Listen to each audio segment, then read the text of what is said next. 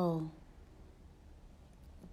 Hi, I'm Stephanie Anderson, the Everyday Learners Director for United Way of Utah County. And we're doing our second live Ready to Learn. And we're doing this because we're all not supposed to go out. And so I really do miss you. I like doing these live. I like seeing you. I like seeing your kids and how they're changing and what's going on in your lives. I just want you to know that I miss those of you that come every month and that come and support Welcome Baby. I do want to thank United Way of Utah County and PBS Utah and Welcome Baby for supporting this financially, and Kessler and Rust and other supporters that financially give us the means so that we can do this. Just a couple things before we start. We are having the PowerPoint that you can see if you want to go onto your own computer and link to it and follow along with us. And one of the things that as you come into a slide and we're doing the video part, you might want to mute us and so that you can hear your own computer and not us. Another thing that I want to remind you is as you're watching this video, I'm going to say a keyword and I'll make it very clear what the keyword is in the middle and then at the end so that we know that you're watching the video. And at the end of the presentation, you'll need to go to the survey and fill out a Google form. And we're going to be asking your name and your address and the ages of your children so that we can know what kind of book to send you. We really want to send you a book. We have lots of books and we want to send them to you. So don't be afraid if you watch this to let us send you a book, because that's what we're doing this for, is to give you an opportunity to build your home libraries. We know that children that are read to or read do better in school, and reading is one of the #1 things that you can do to prepare your children for school. So please make sure that you fill out the form and get a book. Another thing that I want to talk to you about is we are part of United Way of Utah County, and another program that's a part of our agency is called VITA. And VITA is the Volunteer Income Tax Assistance. And anyone that makes $56,000 or less a year can have their taxes prepared by someone that is certified to do taxes. Now, of course, like many things that we do, we used to do that face-to-face, and now because of the coronavirus, we're doing those remotely. If you are nervous about sending in your documents to us, don't worry, it goes to a secure network, and there's people there that will be able to prepare. Now, one thing that I was told today, that if you want to get your economic stimulus check, then you're going to need to fill out your 2019 taxes. So make sure you do that. Call 211. Call 211 and request information about getting your taxes done by VITA. So let's start our workshop today. Last week, as we finished with math, I said, you know what, I want to talk about music next week, because it is hard to be at home all day with your kids and not be able to see your friends and send them out to see their friends, for them not to go to school. And we know that music is one of the best ways to entertain and to educate. So we're going to talk a little bit about why music is a must in an educational realm, and then I'm going to talk to you about some books and activities that you can do that are fun but educational at the same time. So I want to go to the next slide. We know that the brain is divided into hemispheres, a right hemisphere and a left hemisphere. And music is one of the few activities that engages both sides. One side deals with logic and the meaning of language, where the other side will do with creativity. And what is unique about our brain is if I raised my left hand, it's my right side of the brain that's making that happen.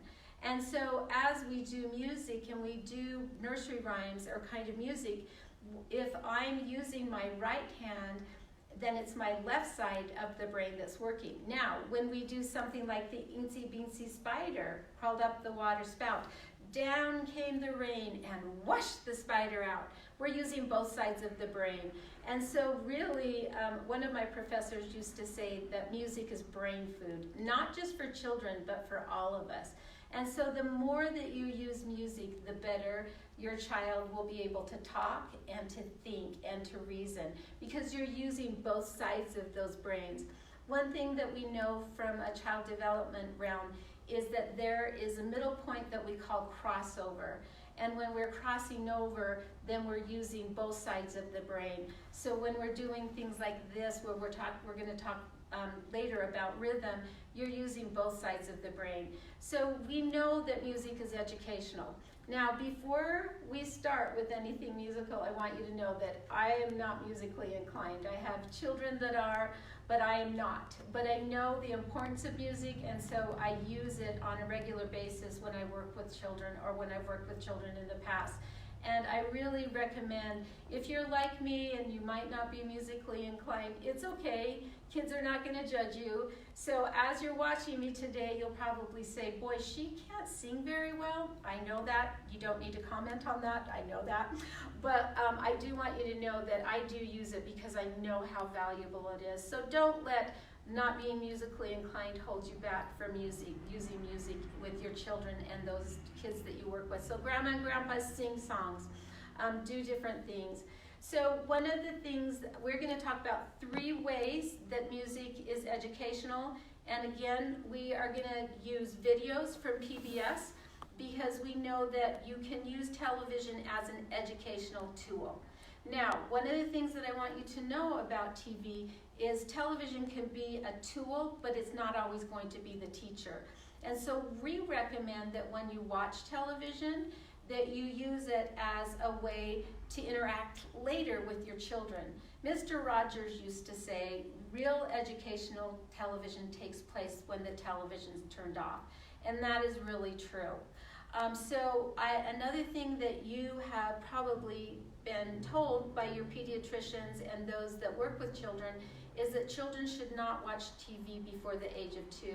And we really want to limit television to all ages. We know it doesn't matter what your age, that if you watch more than 9 hours of television a week, that it can deter your physical development, your social and emotional development,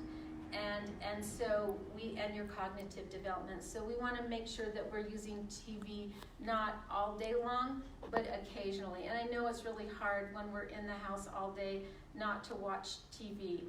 But so we're going to demonstrate how you can just watch one little part of a show, or if you watch the whole episode, then you could take it, read a book that has the same theme, and do an activity with it later. And that's called co-viewing. And so the more that you watch television, you can do a lot of co-viewing, but co-viewing means you need to watch the show with the child and then do something with it afterwards. Now, one of the things that we do know that's educational about television is when they use music. And so music is a way you've probably seen your kids that as they've been watching TV and music comes on, that even a small baby will start bouncing to it or moving to it. And that's because music really is captivating. And you can use shows like Daniel Tiger uses a lot of music to teach a kind of theme or something that a child will learn. So we do know that shows that have music in it really are more educational when there's no music at all. So find those shows for your really small children to use. Now, the first thing that we know about music is it's memorable. Now, here comes my singing, and I'm sorry that you have to listen to me sing by myself. I usually have the group sing with me. But I want you to think of one of the first songs that children learn to sing is Twinkle, Twinkle, Little Star. Twinkle, twinkle, little star, how I wonder where you are. This is a song that we usually sing as a lullaby or something to calm their children down. And when I used to teach preschool, I used to ask the parents, one of the questions that I would ask them is, do your children know their ABCs? Now, most parents would say to me, oh, my child knows the ABC song backwards and forwards. A, B, C, D, E, F, G, H-I-J-K-L-M-N-O-P, same tune as Twinkle, Twinkle, Little Star. We know that children that know the song Twinkle, Twinkle, Little Star can learn the ABC song very quickly. Now, did the children that came into my preschool, did they know their ABCs? Some of them did, but most of them knew the song. And the song is a springboard to knowing your ABCs, but it's just one small step to get there. So does that mean stop singing the song? Oh no. I have two granddaughters, they're twins, Emily and Anna, and they know part of the ABC song. They get it mixed up quite a bit, but they're learning their ABCs. And when they're a little bit older, they'll actually be able to recognize a letter and know the sound of that letter. But for right now, they're just having fun playing with the song. But we know that when a child knows a familiar tune, that they can learn something quicker. Now, most of you probably have a favorite artist that you listen to, and you might not listen to them all the time. There's several that I like, in fact, a lot in our home because we are so close together. We've been talking about who's our favorite artist, what's your favorite song, what kind of music do you like to listen to. And so I've been thinking of some of my favorite artists that I haven't listened to for a long time. But as soon as I hear them, I can start thinking of the songs, and it doesn't take long before I'm singing them out loud. And I might miss a word or two, but I usually can sing most of the song. And that's what we know about music. It's memorable. Once we know it, we remember it, even years and years later. One of my cognitive development teachers in my undergraduate work used to say, if you really want to learn something, put it to a song or a rhyme, and you'll remember it forever. And that got me through a lot of tests. And I know a lot of kids will do things like knowing the names of the states or knowing an algebra formula. So using music can really help us learn because it is so memorable. Even years later, after I've graduated from college, if I hear a certain song, it will help me remind me of a test that I studied for. So we're going to practice that, how music is memorable. And the first thing that we're going to do is we're going to show a video clip. It is of Barney. Now this video clip is unique. Now Barney, my husband used to say that Barney cheated. And I'm like, what do you mean Barney cheated? And he said, because we watched a lot of Barney, because our youngest daughter loved Barney. And anyway, we would watch one episode of Barney that may have been going to the farm, and the next day or week we would watch a Barney episode and they'd be going to the zoo, and it would be the same melody, but he would just change the words a little bit. Now in this video, that's what he does. He's going to take a very, very familiar tune, and he's going to give us a lot of hints of what that familiar tune is, and then he's going to be doing something, singing different words to it to teach us how to spell a very difficult word. And so we're going to watch that video now. It's called Play With Me. And you might want to use your TV. Oh, I didn't know the caboose had a piano. That's what Mr. Boyd is working on. But does anyone know how to play it? Come on, Bingo. Dogs can't play the piano. But I can. Oh, hi there, Mr. Boyd. Hi, Barney. Hi, kids.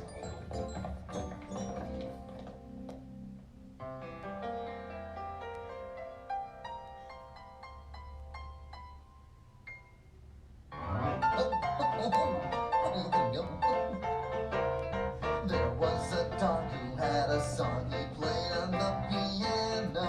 P-I-A-N-O, P-I-A-N-O, P-I-A-N-O. He played on the piano. I didn't know you could play the piano, Mr. Boyd. I can. I really enjoy it. And it looks like Bingo really likes it too. Well, he sure does. Right, Bingo?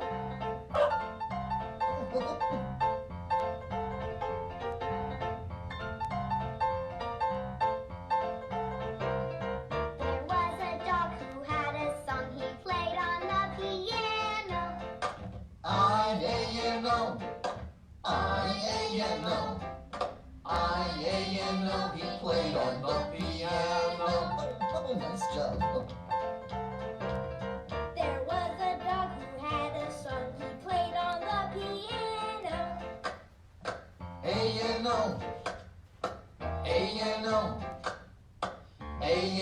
he played on the piano.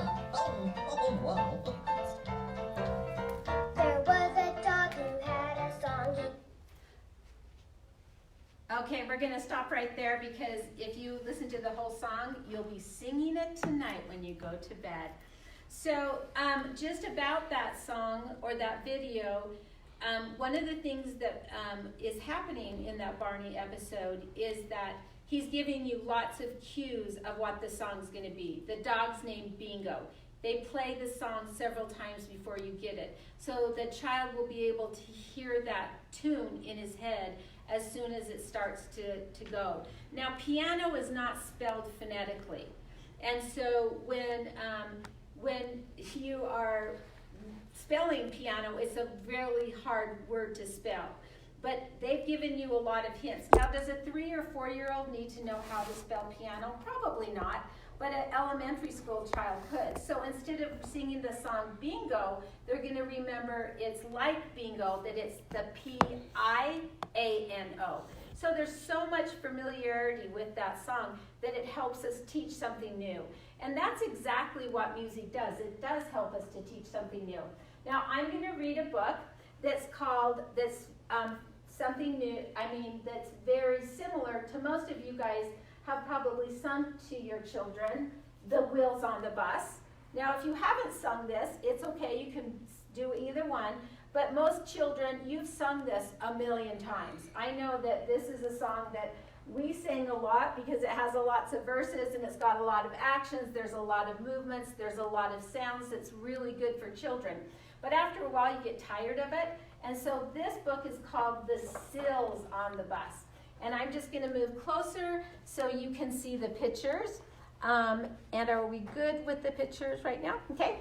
So I want you, as I'm reading this book, to see what similarities that you can find that are in the original book, The Wheels on the Bus. The sills on the bus go erp, erp, erp, erp, erp, erp, erp, erp, erp. The sills on the bus go erp, erp, erp, all through the town.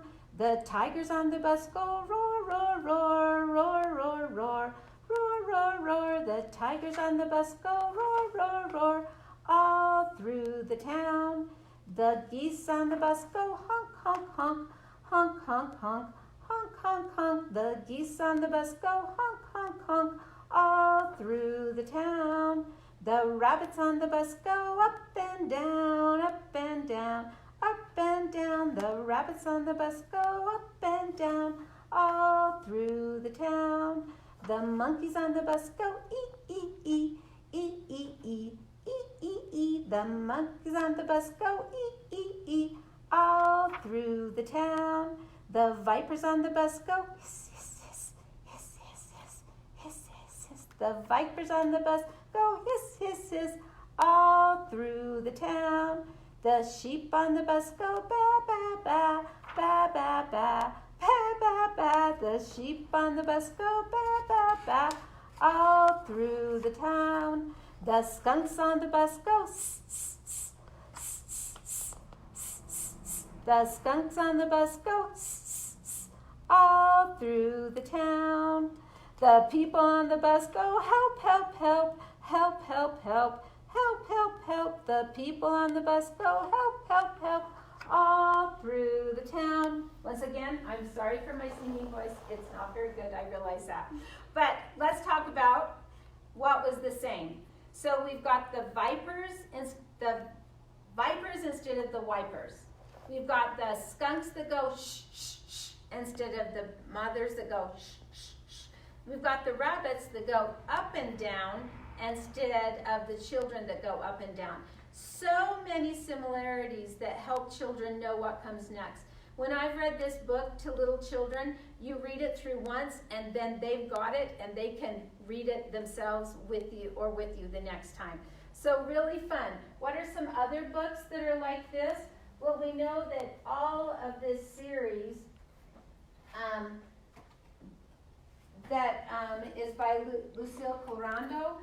These are, there was an old lady who swallowed a rose, there was an old lady who swallowed a book, there was an old lady who swallowed a map, And if there is one that says there is an old lady who swallowed a bat, but all of these are similar. So you're just taking something familiar and just changing it just a little bit. So the activity that is fun to do with this book is to take a familiar song like Twinkle, Twinkle, Little Star, or any of these Jingle Bells, Row, Row, Row Your Boat, I'm a Little Teapot, and give your kids a chore that you would like them to do. Now, this is the time of the workshop that when it's live, I get to have a lot of fun because I divide everybody up into groups of 3 or 4, and I give you a task or a chore like cleaning your room or going to bed, and then I give you a familiar tune, and you write a song within 2 minutes. And it's amazing what you can come up with. Because I don't have a live audience today, I asked my grandkids in Louisiana, who I miss so much, and I wish I could see them, but I called them and asked their mom if they would write me a song. And so they wrote a song. This is May's and Hugh's and Henry's, and Graham wrote me a song, and their mom, I'm sure their mom Julianne helped out a lot.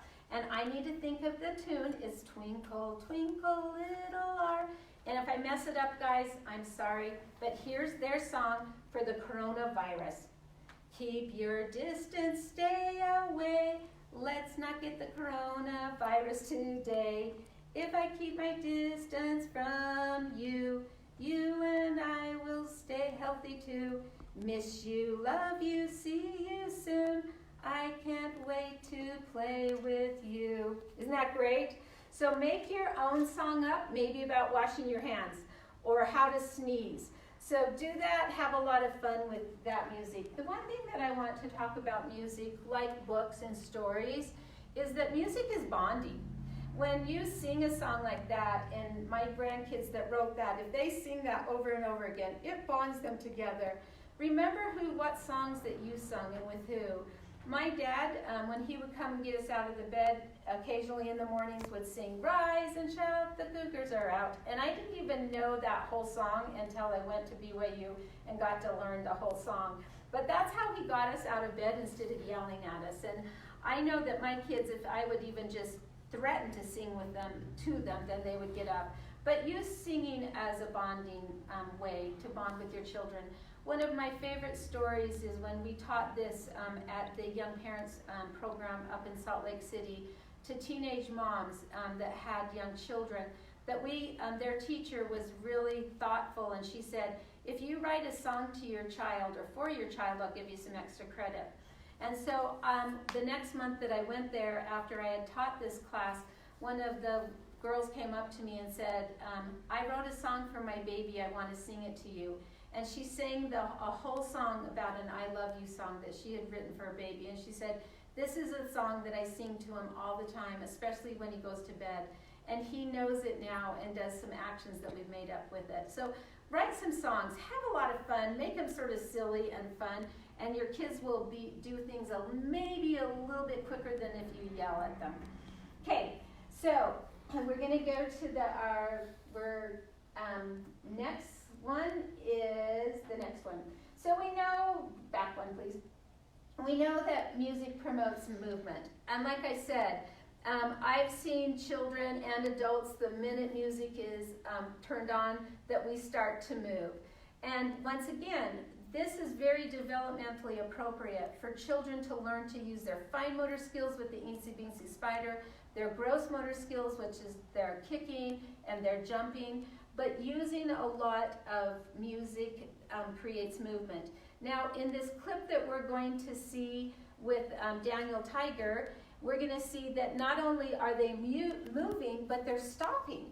Now, interestingly enough, that we know that when children can learn to control their bodies, they can learn to control their emotions. So starting and stopping an activity helps them eventually learn how to use some of that to do some self-control. And so this is a really fun thing to do with your kids. It's very easy to just turn on music and then turn it off, and then they have to freeze like they were moving. and to sort of see what statues they've made. So we'll go ahead and show this clip of Daniel Tiger and the freeze dance.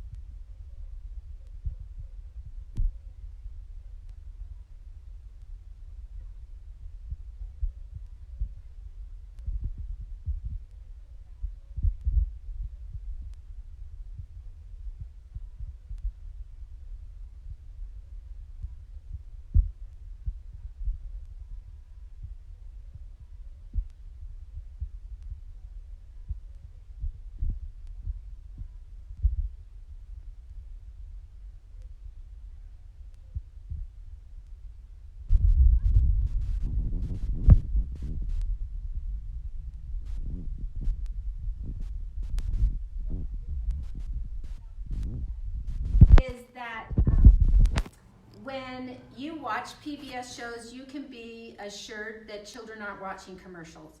In a PBS show, what we have are what we call interstitials. Now, an interstitial cannot sell anything. If, say, there was a company that was sponsoring a PBS show, they could say, XX company feels like PBS shows creates movement. They can show their product, they can show their logo, but they cannot try to sell you anything. So you can be safe when your children watch PBS shows, knowing that they're going to be not inundated with commercials that are trying to sell them something. Now that was a really easy way to work with your children. Another activity that you can do is actually put on music and have them move to the way it makes them feel. Maybe if it's loud, that you can have them march like dinosaurs, or if it's soft, then they can be the wind. Another thing is when music is high or low, move their bodies high or low. Now, if you do this with really young children, one of the things that you're going to notice is they're not going to know the in-betweens. If music's really, really high, they're going to move to it. If it's really, really low, they're going to be able to move to that. But the in-between is too difficult. And so find some music that has a lot of variety with those type of things. But another thing is that a lot of times when our children are misbehaving, we want them to sit down and be quiet and be still. But we know that if children get up and move, it will help them release those emotions so they can calm down. Movement will help children calm down instead of sitting down and sitting in timeout. Let's get them up and moving them around and then talk to them about their outburst. So getting them to shake or kick or jump is going to be really helpful. Now, in today's handout that you're going to get via the email is the activity that we want you to do to movement, is to create your own dance. And so on here, you're going to get some little cards that will tell to swing your arms or shoulder pop or a head turn. And so you can take 4 of these and make up a dance. And you can do it 2 or 3 times. But this is the activity that we want you to do with your kids, is make up your own song and make up your own dance. Now, this is one of my favorite books. It's called Saturday Night at the Dinosaur Stomp. And I've heard that you can't hear our video, so I'm going to turn up the TV a little bit so that hopefully you can hear this better. If not, get on the PDF that that we've sent you, and you can just click on it and listen to this. Show your kids this book. It's one of my favorites.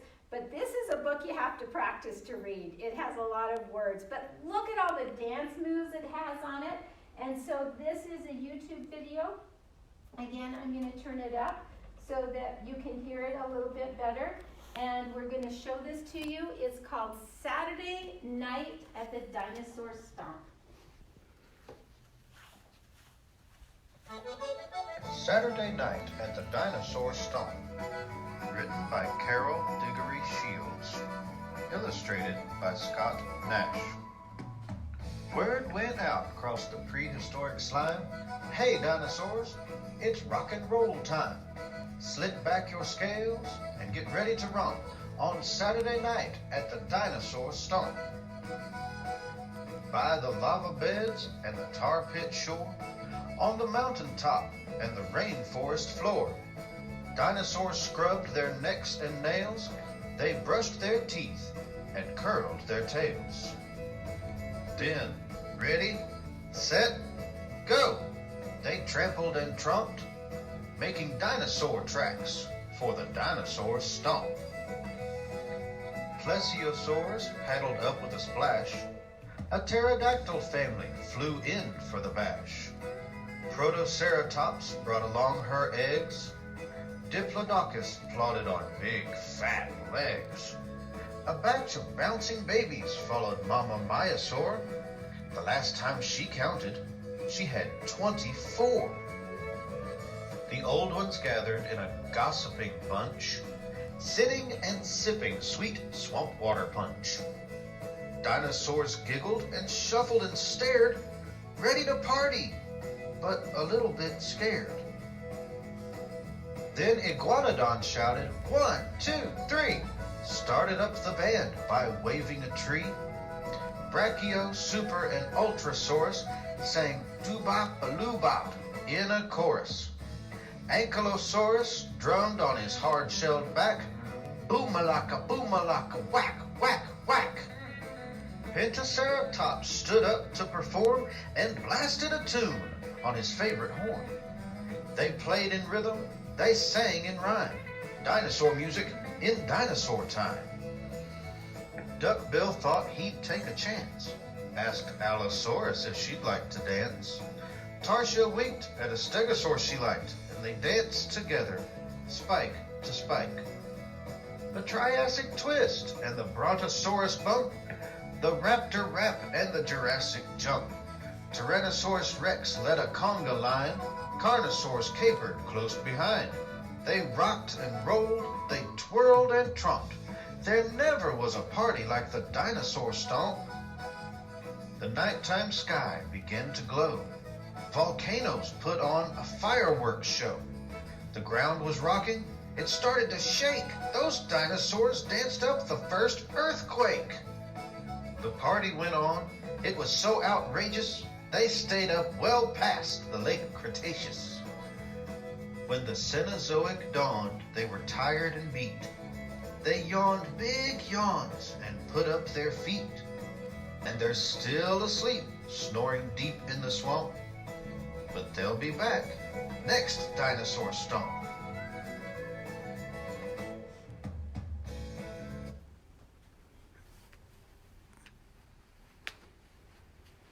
Isn't that a fun book? You can find some music with a really heavy beat with some drums, and you can do the Jurassic twist or the Jurassic jump or the Raptor rap. I bet your kids can make up a really fun dance with that. I love that book. I remember when I taught preschool that if I ever said the word dance, that all the boys, we don't dance. But if I said, we're gonna move like dinosaurs, they were all for it. So maybe your kids don't want to dance, but maybe they want to move like something, an animal, their favorite animal, and put on some music and do something with it. So the next thing that we know that music can do is that it can help us learn rhythm. Now rhythm is a pattern, and last time we talked about math and how it's important that children know patterns, and so rhythm is important. I don't have a lot of rhythm, but rhythm is just a movement or a beat to a certain pattern. And so one of the things, one of the things that you can do is get some rhythm sticks, and these are just little sticks. You can use spoons, you can use all kinds of things. Yes, they will become weapons and swords, and kids can play with them like that, but we can also use them as rhythm sticks. Now, when you're introducing rhythm sticks, the one thing that you want to do is know that when a child is very young, that this is going to be the base, and this is going to be the thing that makes the rhythm. As a child gets a little bit older, they can do them both at the same time, but to be able to keep rhythm this way is more difficult. And so we're going to start out just doing this. So there was a farmer, had a dog, and Bingo was his name. O-B-I-N-G-O.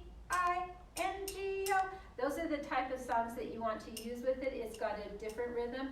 Or you can say, do 1, 2, rest 1. 1, 2, rest 1. And start doing those rhythms. We do know that children that are familiar with music and know how to read it and know how to watch how notes go and how the count goes, that they do better in math. I've seen kids that have extraordinary rhythm, and I always say, oh, you must be good mathematically, and they're like, no, I'm not, and probably they are, they just don't know that they are. So using a lot of rhythm. One of my favorite books is called Rap-a-Tap-Tap. I don't have it right now, so I can't read it to you, and so look that one up. But one of the past participants in this class, what she did was she took some quarters and taped it onto her little girl's shoe, and they read that book, and it goes, rap-a-tap-tap, think of that. And there's a steady rhythm in there that you can do. And so as you do rhythm, have your kids make up a beat or a pattern and see if each other can follow it. Use the things like the rhythm sticks, or tape some things to your kids' shoes, or you can just go out and do it on the cement. There's a lot of fun ways that you can teach rhythm. And so we're going to watch Sid the Science Kid. And as you watch this, we're seeing different rhythms for different children and how they use music to keep a rhythmic beat.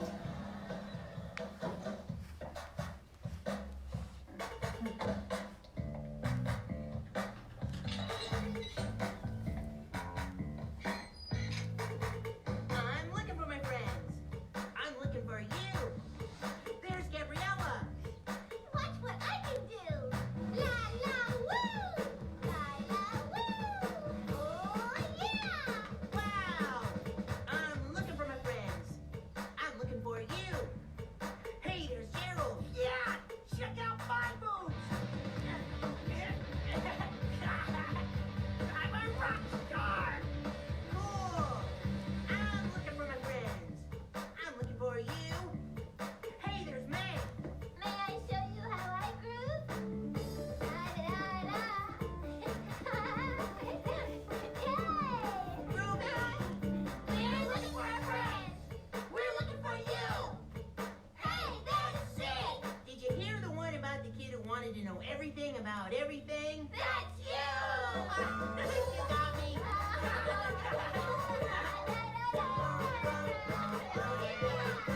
We're looking for friends.